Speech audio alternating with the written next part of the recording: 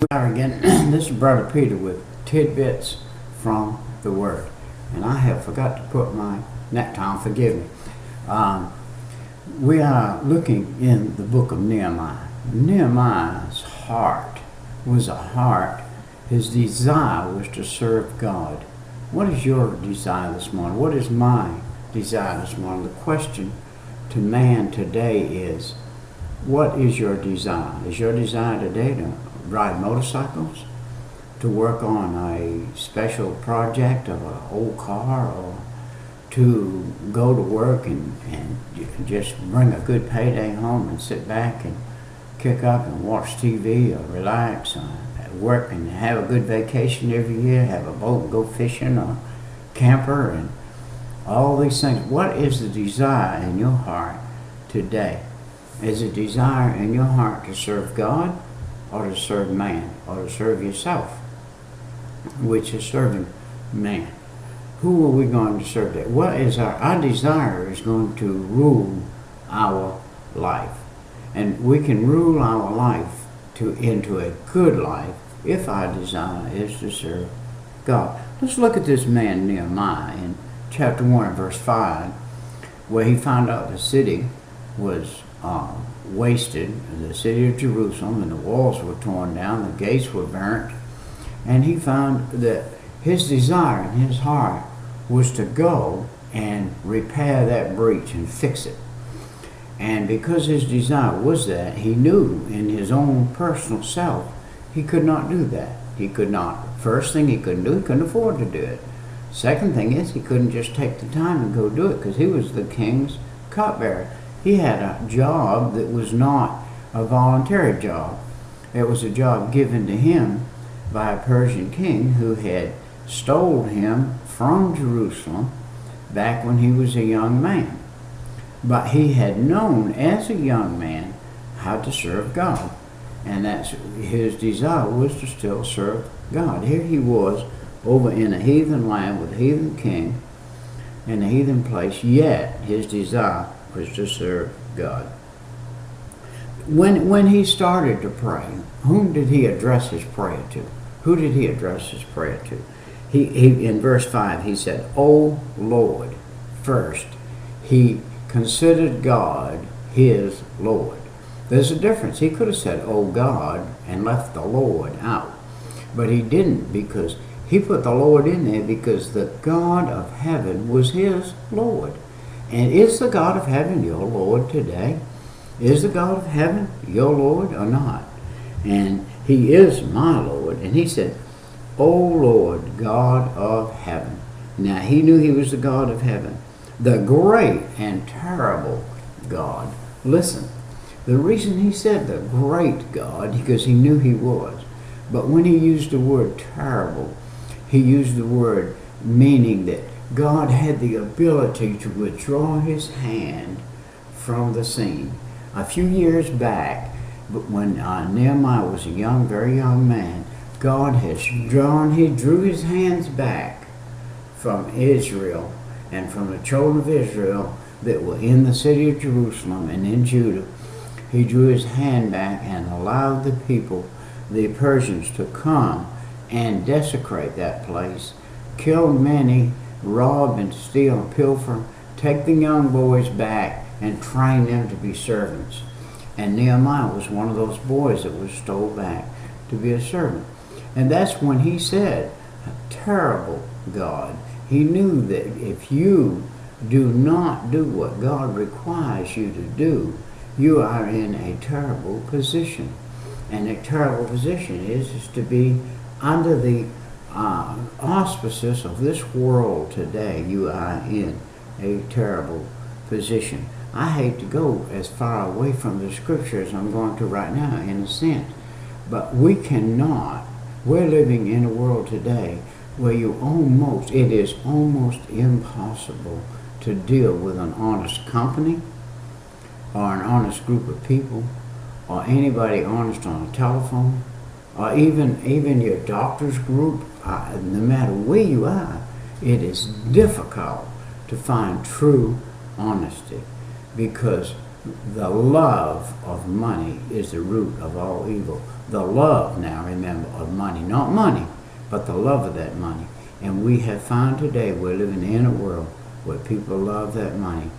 And they will do anything to get your money.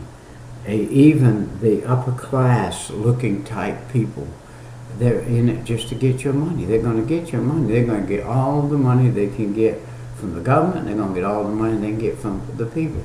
And that brings them to a place to where they are under a terrible regime, because the end of that is terrible. I told somebody the other day, do you know I have dozens of friends that have died and gone on, and not one single one of them has taken one thing from this earth with them. Not one of them has taken a thing from this earth with them.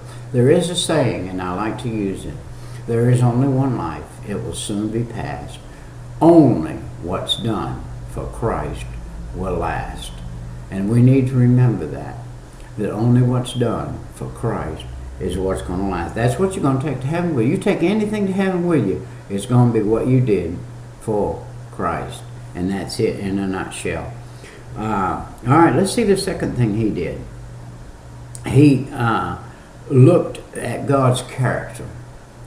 And he knew that the character of God was to come down on the side of the man that recognized him as his Lord and prayed to him. The character of God is to answer that prayer and to answer it right. It said, you keep, God, he said, you keep covenant and mercy from them that love you, that love you and keep your commandments. He said, I know that if I love you and keep your commandments, that your mercy is greater than this world.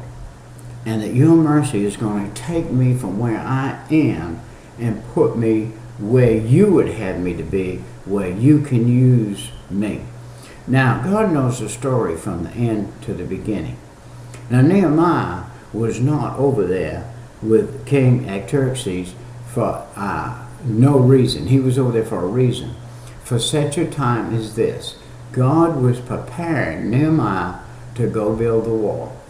There was only one man going to be able to do it, and that was Nehemiah. Nehemiah was chosen for that job. You say, you mean God couldn't have used anybody else? Yes, he could have, but he didn't plan on that. He had planned on using Nehemiah. From the day Nehemiah was born, God knew what Nehemiah was going to do. He had sent Ezra over there, you know. Ezra went over there. And Ezra started, by the way, Ezra went over there with a king's ransom.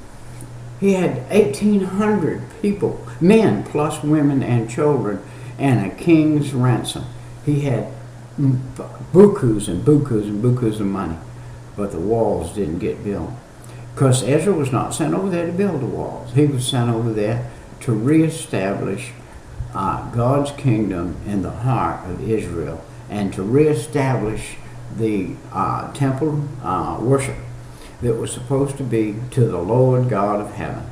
It really is interesting to me that he says many times the Samaritans were the ones that came against him. Who was a Samaritan in that day? They were a mixture of Jew and Gentile mixed together and became Samaritans. Okay, now the Samaritans were there, and they fought Ezra all the way. Those same Samaritans was there when Nehemiah got there, and they were going to fight Nehemiah too.